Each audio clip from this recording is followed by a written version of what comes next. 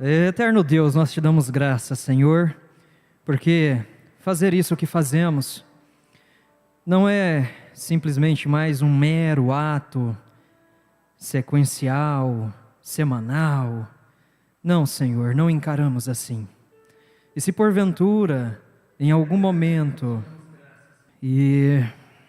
se porventura alguém pensa assim, Senhor, que é para cumprir mais uma lista de presença, ajude, Pai, ajude e esforça para enxergarmos a profundidade disso, de te louvar, de te adorar, de prestar um culto ao Senhor, em comunhão uns com os outros.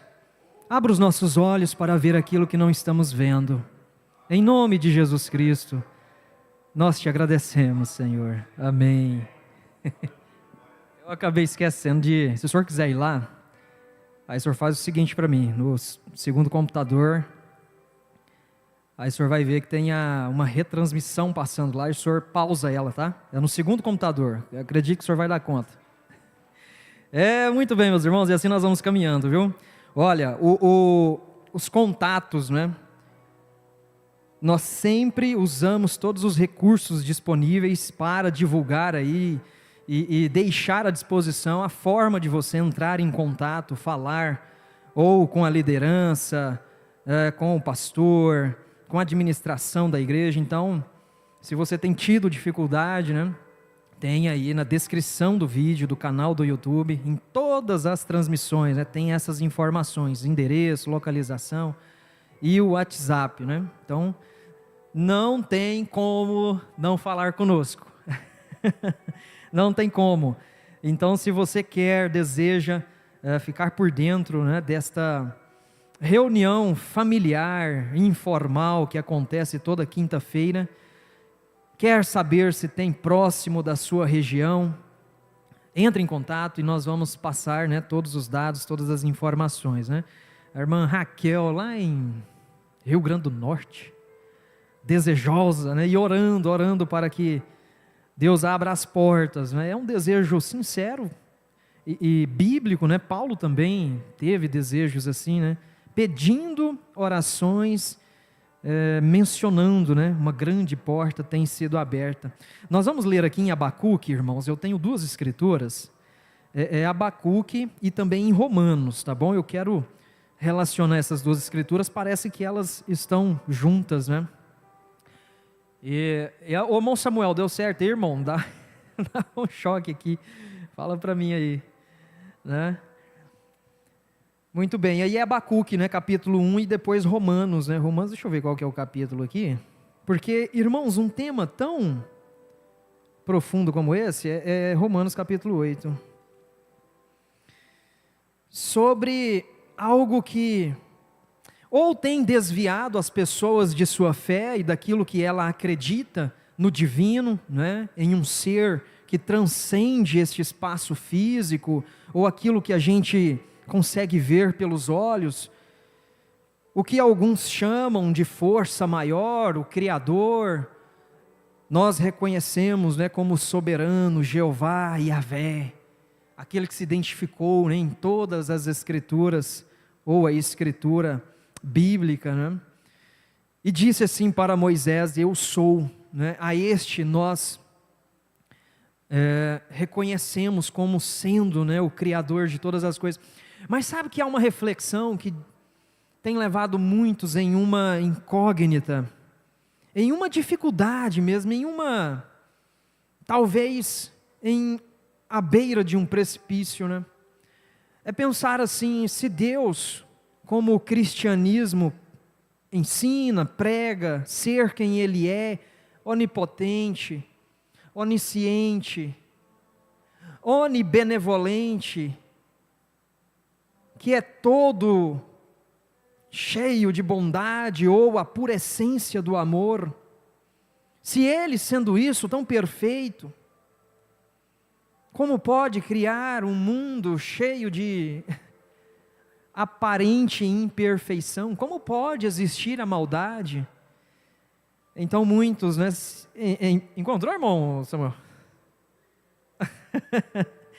Então muitos, através, né, desta pergunta, eles chegam a uma conclusão, né? Se existe o mal, ou aquilo que traz prejuízo, aquilo que destrói, então não pode haver um Deus perfeito, né? Não pode haver, porque Ele não permitiria, se a perfeição, pelo próprio conceito de ser perfeito, né, diz que não há defeitos, então Deus não existe.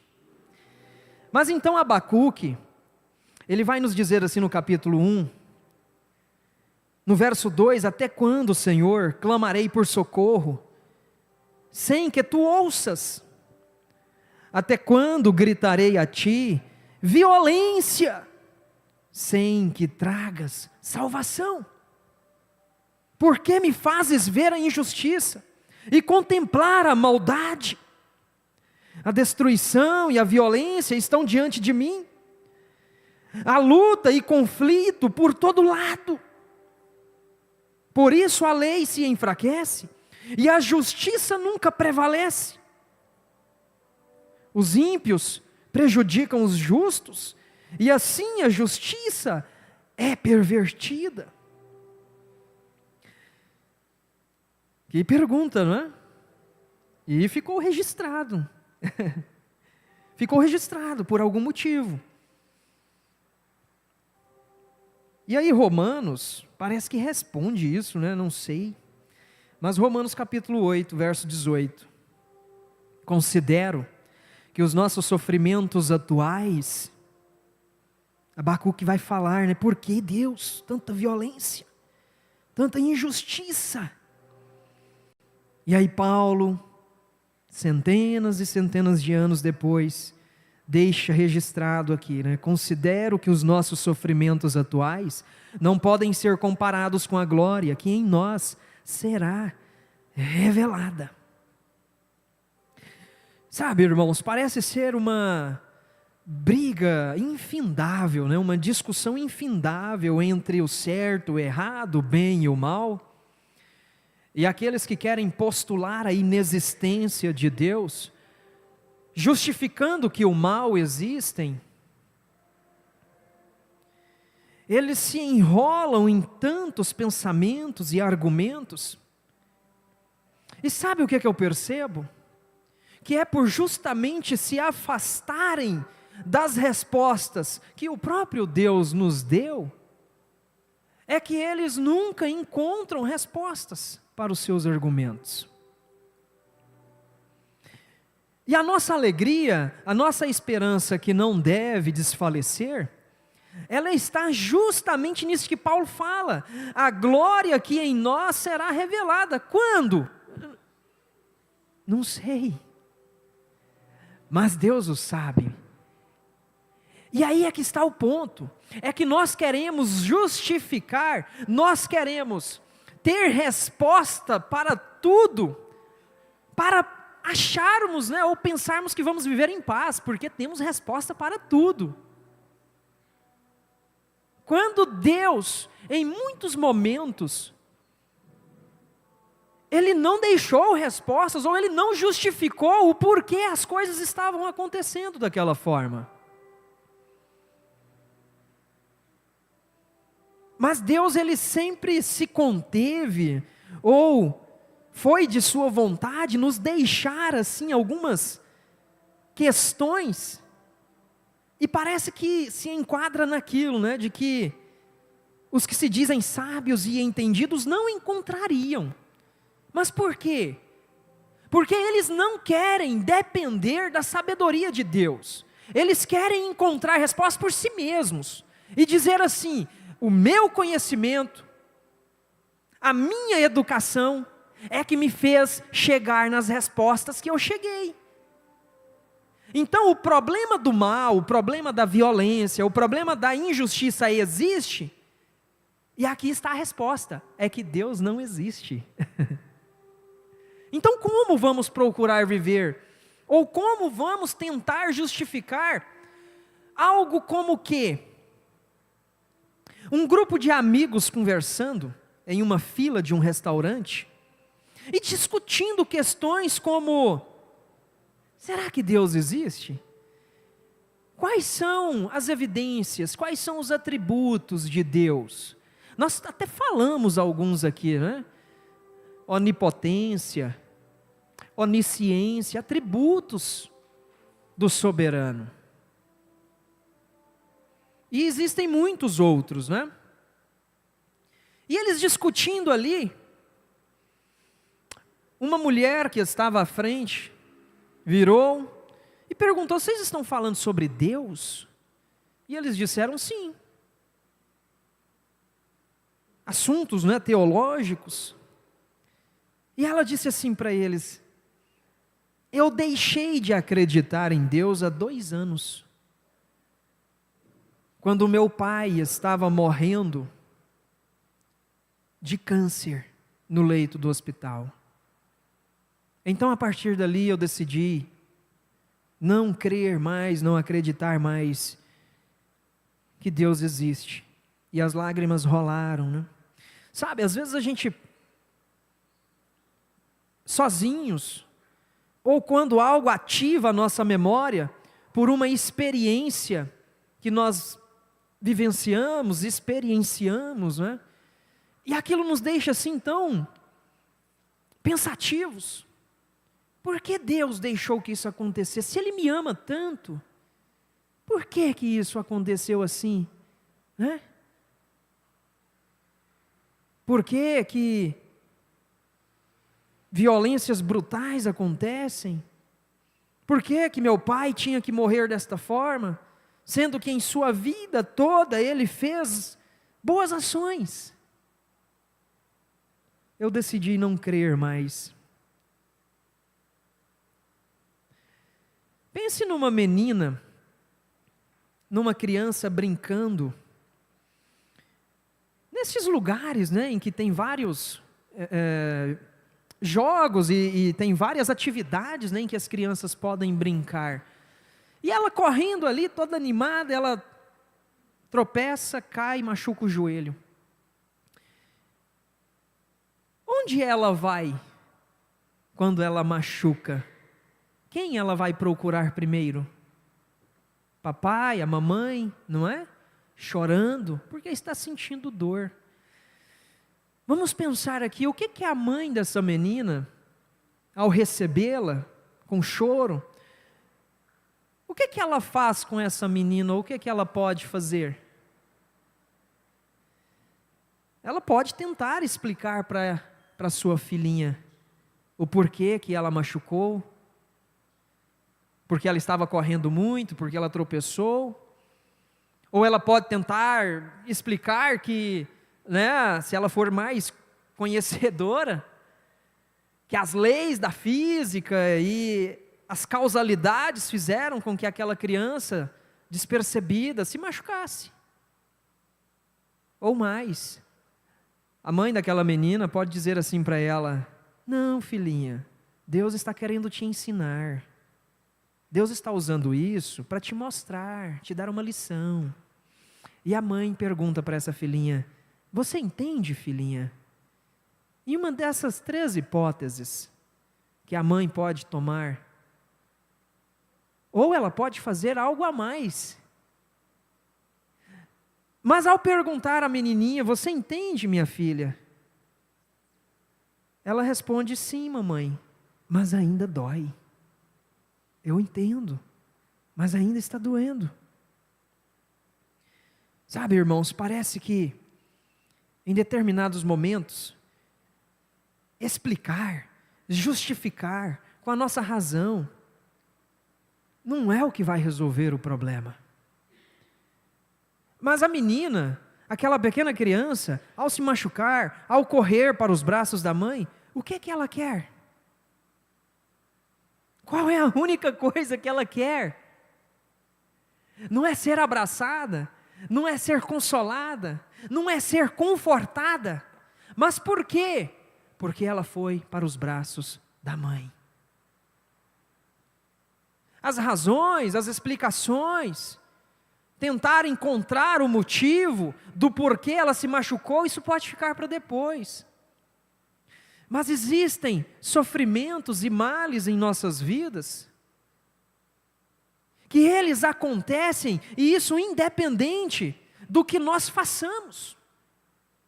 Há males, há causas que nós provocamos, por nosso livre-arbítrio, por nossas escolhas, decisões, talvez erradas. Mas e aqueles dos quais nós não provocamos, dos quais nós não temos nada a ver com aquilo, e nós queremos entender. E aí, sabe onde está a linha divisória? É justamente o que você faz nesse ponto. É se você vai correr para os braços daquele que pode te consolar, ou se você vai se afastar, porque você quer respostas, porque você quer que aquilo seja explicado, porque aquilo não se justifica diante da sua crença, daquilo que você acredita que tinha que acontecer, e você se afasta. E é o que eu tenho percebido na maioria das pessoas que perderam a sua fé, e tomaram a decisão em suas vidas de dizerem: a partir deste ponto eu deixei de acreditar. E sabe, a única coisa que o soberano, a única coisa que Ele deseja é que nós estejamos perto dEle, para que Ele nos console, para que Ele nos conforte. E sabe de uma coisa? Nós não temos que provocar a situação para que a promessa de Jesus, de que o Consolador viria, aconteça. A promessa de que o Consolador viria, ela não depende de nós provocarmos a vinda dele. Não. Mas ela acontece por si só.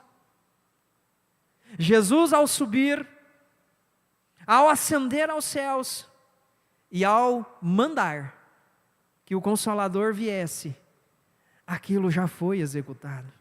E Ele está por aí, à procura, esperando. Você sabe que Abacuque, ao fazer questionamentos como esse, não é? Cadê? Abacuque, capítulo 1. Até quando, Senhor, clamarei por socorro? Será que Deus respondeu ele? Será que Deus se atentou para aquilo? Será que esta revolta que muitas vezes nós nos encontramos diante dela, faz com que venha mais e mais castigo de algum lugar, ou da parte de Deus, ou do inferno, ou daquilo que nós achamos, né, que é o provocador daquele mal em nossa vida? Mas sabe, irmãos, Deus, como em todos os momentos, Ele mostrou para Abacuque que Ele estava agindo. Sabe como? Lá no capítulo 2, depois desta pergunta, depois deste questionamento, eu não vi, né? Eu não vejo, e você não vê na Escritura, no registro de Abacuque, uma repreensão de Deus para ele, por causa do questionamento dele.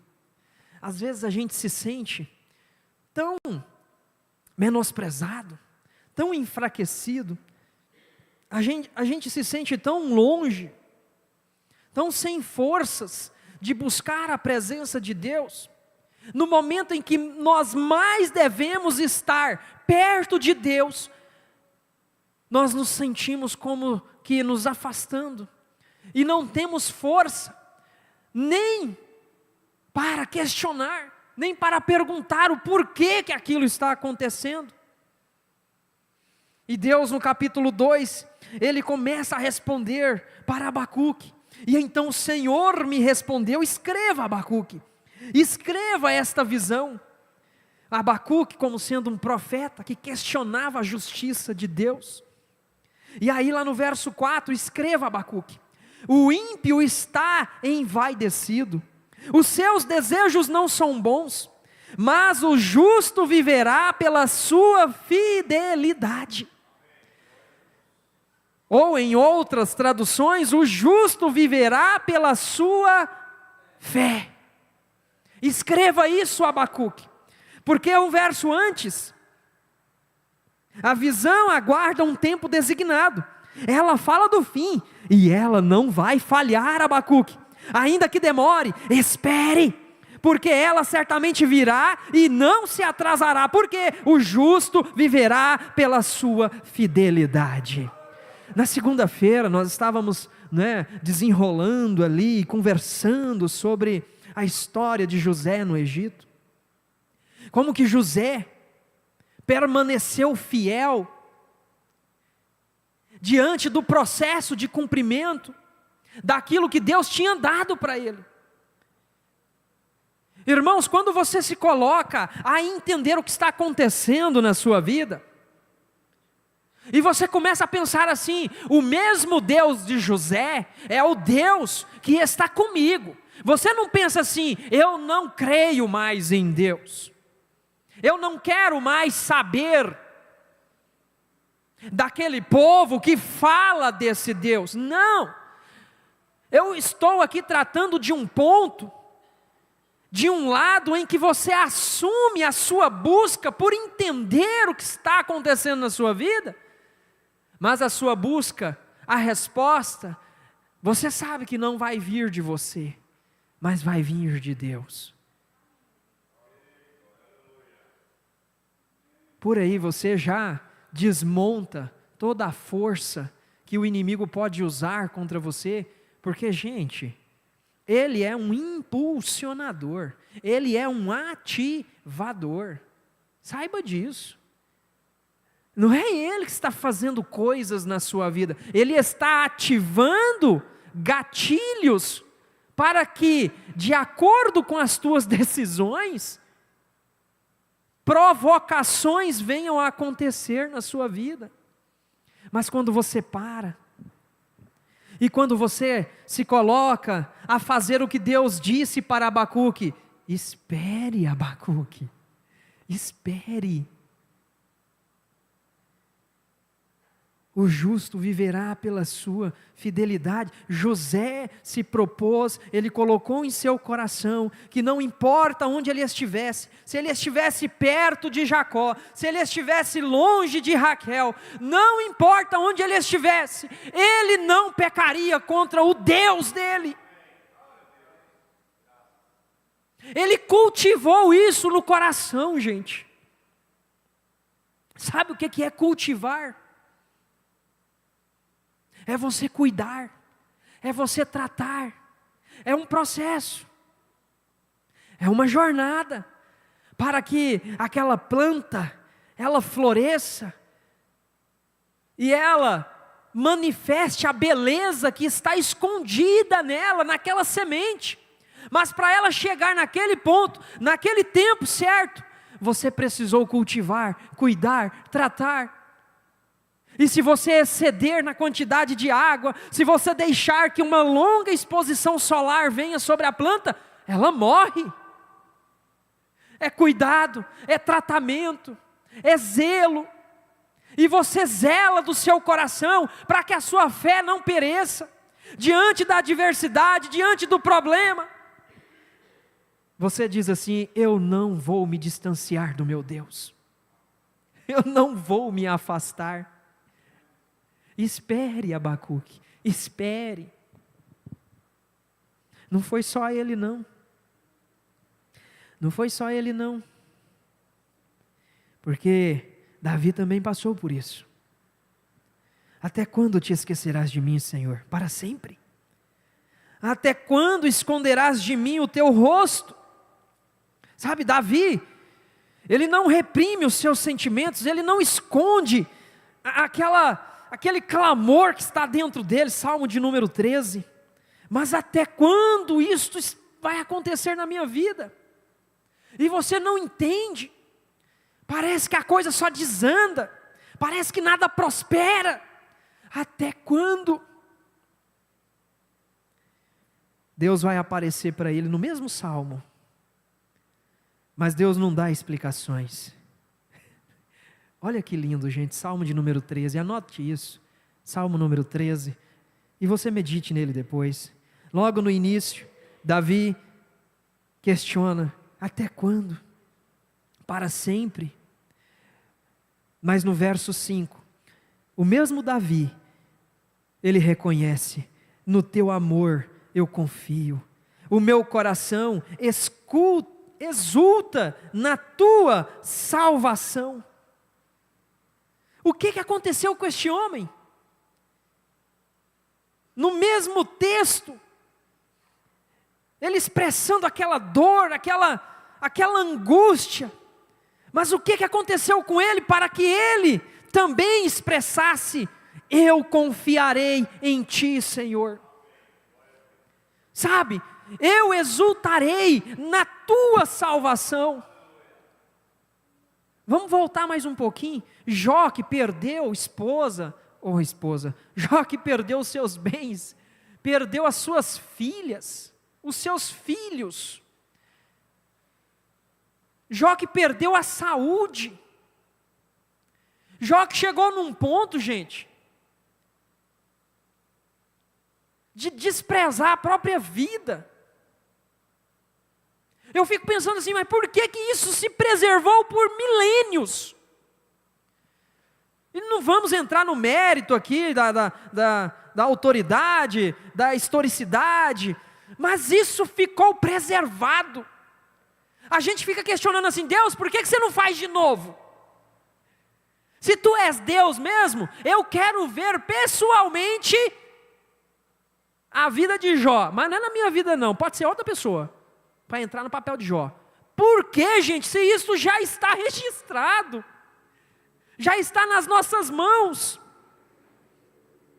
Eu fico, sabe, como que na pele de Jó, em meio àquelas cinzas, raspando as feridas com um caco de telha, e ele dizendo assim: eu clamo a ti, porém tu não me respondes. Jó capítulo 30. Sabe, e aí você pensa em Jó, e ele gritando assim: por que eu não morri desde a madre? Por que ao sair do ventre eu não expirei? Por quê? Por que, Senhor? O meu filho sofre desse tanto. Eu entreguei ele no altar, desde pequeno, e parece que nada dá certo na vida dele. Você quer saber? A igreja não tem sentido mais. Para quê?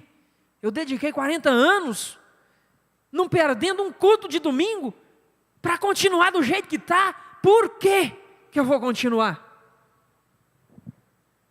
Por que eu não morri? Por que eu não perdi a vida quando eu saí do ventre? Você acha que Deus apareceu para explicar para Jó que eles tiveram uma reunião lá nos céus, e Deus falou assim: não, vai lá que eu vou te mostrar que Jó é fiel? Você acha que Deus foi falar isso para Jó?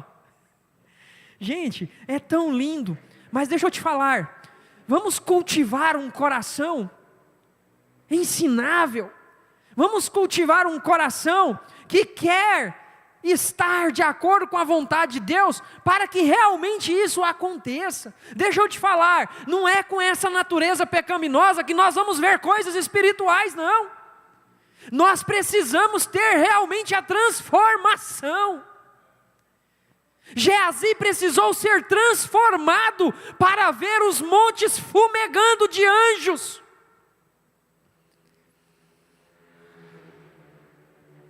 Mas eu preciso clamar por isso. Eu preciso ver ainda o que eu não estou vendo. E portanto, Deus conversar com Jó, Deus ainda, se prestou a dizer assim: Jó, onde é que você estava quando eu estava formando os mundos, as estrelas? Onde é que você estava, Jó? Aquilo foi suficiente para ele. Deixa eu te falar, Deus conhece seu coração. Deus sabe o que é suficiente para você, para que você veja Ele atuando na sua vida. O que é suficiente para jovem, não é suficiente para anciã. Deus conhece cada um de vocês. E talvez o que está acontecendo na sua vida é a forma que Ele está usando para se mostrar presente na sua vida. Porque o que Ele fez com Jó foi isso. O que Ele fez com Abacuque foi isso. O que Ele fez com Davi foi isso. Em outras palavras, foi dizer: Jó, descansa, Jó. Calma. Confia em mim, Jó. Confia em mim, Davi. Para que eu vou querer ficar explicando, justificando as coisas, sendo que o próprio Deus já deixou resposta sobre isso? Ele mesmo já nos respondeu, dizendo assim, Isaías 46, eu sou Deus e não há outro. Eu sou Deus e não há outro semelhante a mim, que anuncia o fim desde o princípio, e desde a antiguidade as coisas que ainda não sucederam. Eu sou aquele que digo, o meu conselho permanecerá de pé, eu farei toda a minha vontade. Está aí na sua Bíblia, Isaías 46. Salmo 115 vai dizer assim: o nosso Deus está nos céus, faz tudo o que lhe agrada. Daniel, outro homem usado por Deus, vai registrar isso aqui no capítulo 4. Todos os moradores da terra são por ele reputados em nada, e segundo a sua vontade, ele opera com o exército do céu e os moradores da terra. Não há quem lhe possa deter a mão, nem dizer, que o Senhor está fazendo? Não há, gente, porque tudo coopera para a vontade dEle. As pessoas não param um minuto na sua vida diante do problema para dizer assim: Senhor, eu sei que isso está diante de Ti, já viu isso acontecer antes que eu nascesse, então eu não vou me preocupar, está entregue nas Tuas mãos. Não, é mais fácil dizer, sabe o que? Eu não acredito mais, eu não gasto mais um tostão de gasolina para ir na igreja. É mais fácil. Enquanto que ela estava a um passo, ela estava a um passo de descansar no Senhor, de reconhecer a soberania dEle. O que os ateístas querem é justamente não reconhecer a soberania de Deus, de que Ele pode transformar o mal em bem, de que Ele pode fazer assim como fez com José, e José reconhecidamente falou para os seus irmãos como um ato de perdão. José não buscou vingança pelo que fizeram em sua mocidade, mas José reconheceu o que Deus fez na vida dele. Eu tenho a tendência de dizer que José, aos seus 17 anos, não sabia o que Deus estava fazendo em sua vida e não tinha maturidade para chegar diante de Faraó e realmente cumprir o que ele precisava cumprir para ser governante da nação. E o que Deus está fazendo com você é te preparando para ser governante diante desse problema. O que Deus está fazendo é com que você amadureça, cresça, tenha gestão da crise na sua vida, tenha controle e você tome a decisão correta, a escolha correta, para dizer assim: Deus vai transformar este mal em bem. Quantos podem dizer isso? Quantos têm a capacidade para dizer isso? E reconhecer a soberania de Deus em sua vida? Sabe, irmãos,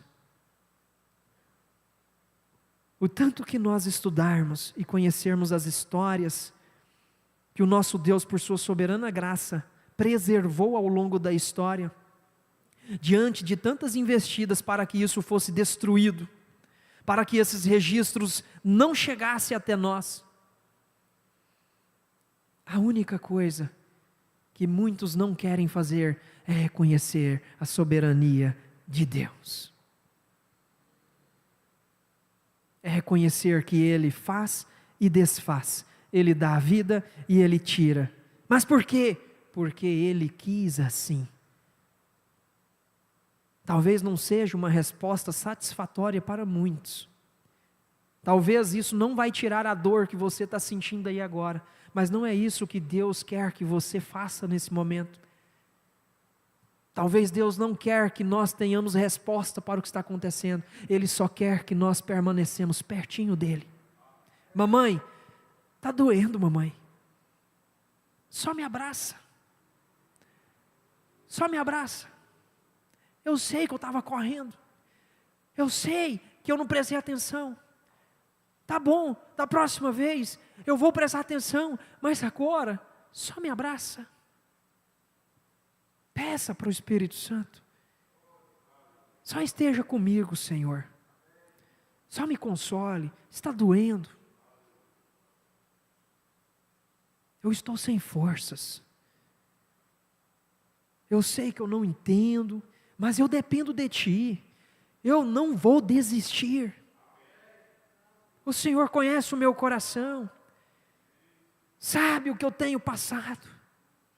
O Senhor sabe, antes mesmo de eu escolher, qual vai ser a minha escolha. Mas Senhor, me ajuda a tomar a decisão correta.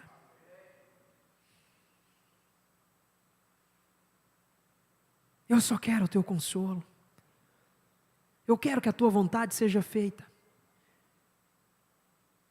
Jesus, que foi a maior prova da bondade de Deus, a maior prova contra todo argumento ateísta, que tenta provar a inexistência de Deus, a maior prova foi o Filho enviado para ser morto, crucificado numa cruz. E não só isso, mas sobre Ele estavam todas as nossas feridas, sobre Ele estavam todas as nossas dores, e Ele calado, padeceu como uma ovelha muda.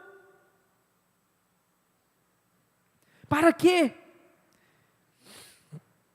Todos nós, tal qual ovelhas, nos desviamos. Será que você já prestou atenção no verso 6 de Isaías 53? Que vai ilustrar o sacrifício de Cristo.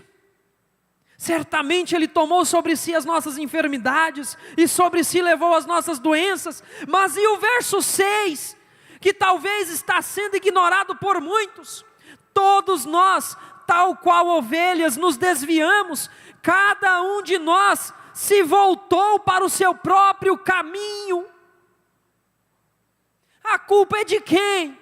Quem é que provoca o mal? Eu não sei, mas... E o Senhor fez cair sobre ele a iniquidade de todos nós. Contudo, foi da vontade do Senhor esmagá-lo e fazê-lo sofrer. Mas, irmãos, embora o Senhor tenha feito da vida dele uma oferta pela culpa, Ele verá sua prole e prolongará os seus dias. Gente, a nossa esperança, ela é viva e eficaz naquilo que vai acontecer. Ele prolongará os seus dias e a vontade do Senhor prosperará em sua mão. Depois do sofrimento de sua alma, Ele verá a luz e ficará satisfeito. O que mais dizer?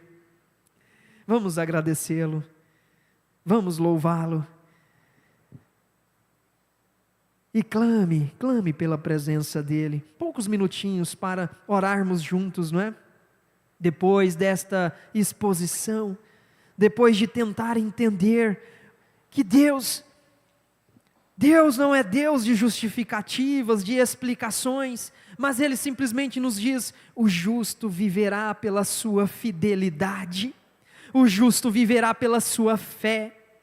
E que nós aqui, presencialmente, junto com você que está aí na transmissão, sinta o encorajamento, sinta estas palavras de ânimo, de pessoas que têm permanecido fiéis nesta jornada, uma jornada dura, uma jornada sem, muitas vezes sem ser justificada, sem ter explicações, mas você está caminhando, você está confiando que a vontade de Deus prevalecerá na sua vida.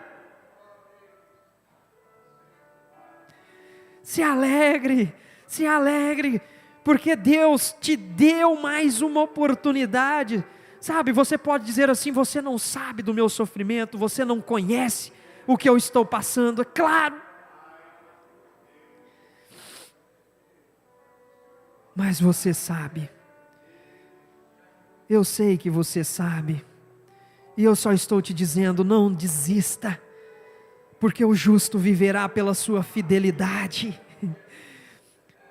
E então, quando chegar, Abacuque, quando chegar a hora, então tudo terminará, não haverá mais choro, não haverá mais ranger de dentes, não haverá mais lágrimas, não haverá. Se alegre e agradeça, porque Deus te trouxe, Deus te sustentou até agora.